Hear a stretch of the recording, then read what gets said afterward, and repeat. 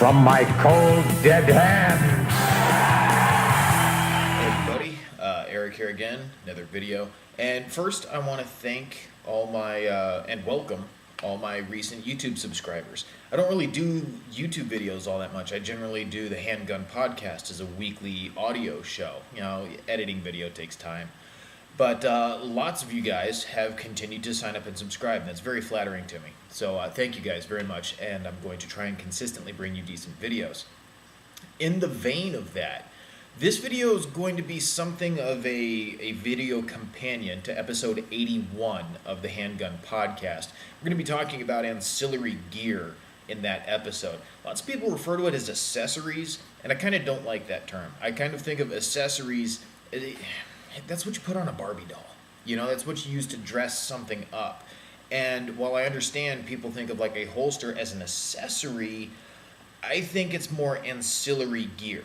Now, I'm not a fan of like the Smith & Wesson Sigma, for example, but it's a very reliable, dependable gun. Okay, my own personal preference is I'd rather have something with a better trigger, but that doesn't mean it's a bad gun at all. You know, so let's be real clear here on that first. Preferences are different than making something bad, okay? There could be two good products. Just because someone prefers one doesn't mean the other is bad.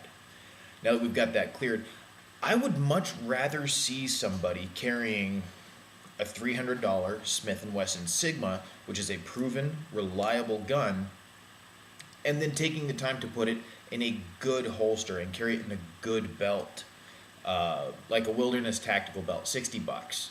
Or a decent holster, and let's just say it's a ballpark of $60 for that as well. That's a cost savings still overall of somebody who pays $800-900 for a 1911 and then puts it in a cheap Uncle Mike's holster and is wearing it on a belt that's so loose and floppy a dog wouldn't have fun chewing on it.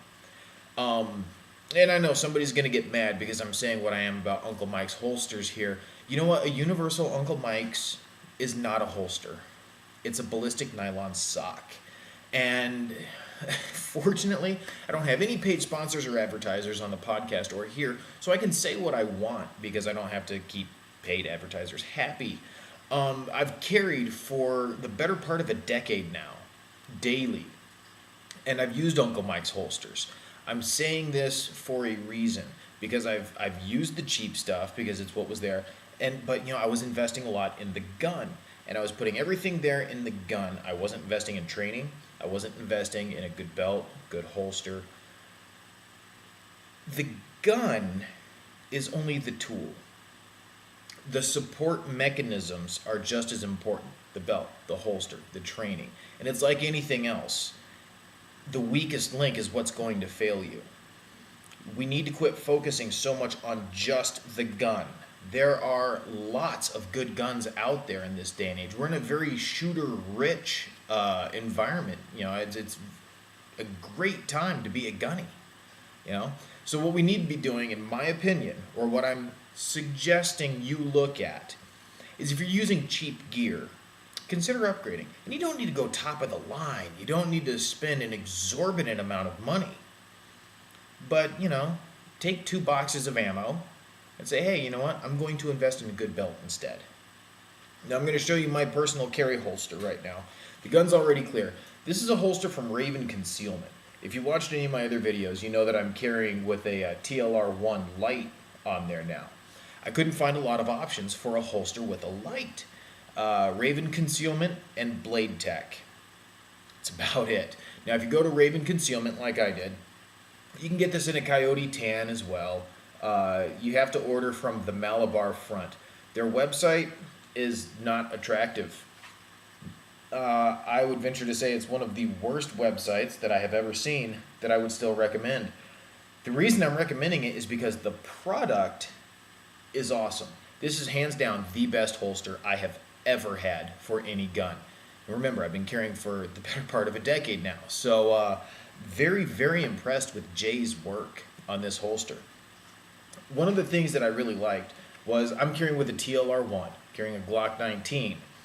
The thing is, when you start ordering with a light, it still conceals, or it still, retains. There's still a good amount of retention there. You can hear that click and pulls out.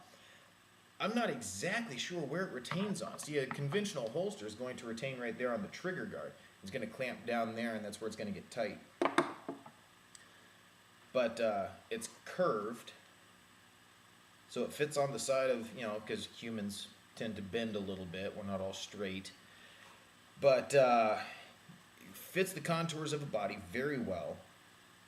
These straps are modular, so you can take these out. Try and get better light on there, and put on some J-hooks. You can actually wear it as an inside the waistband. It's an absolutely phenomenal holster, and if you go to their website, he gives you the option of being able to select what gun and what light, and the combination of guns and lights that Jay will mold up for you and do a holster for you is absolutely staggering. Matter of fact, you can see on the back, you might not pick it up on the video, but little scratches. If you can see, it's where he's molded what this needs to be. This is G19 TLR1. Absolutely phenomenal work. Like I say, it's even comfortable when I'm sitting in the car. It's always comfortable, never a bad holster.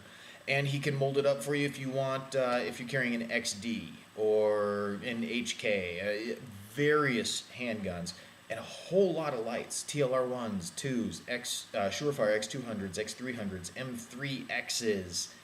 M3Xs, just every light known to man.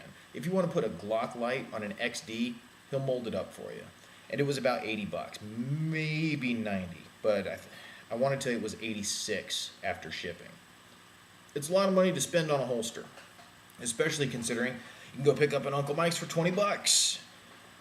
But it makes a world of difference in how consistent that is. And then wearing with a Wilderness Tactical belt, which is like $60. Promise you, even if you're carrying a cheaper gun because you spent $140 in ancillary gear to better support your firearm, you will be much, much better prepared.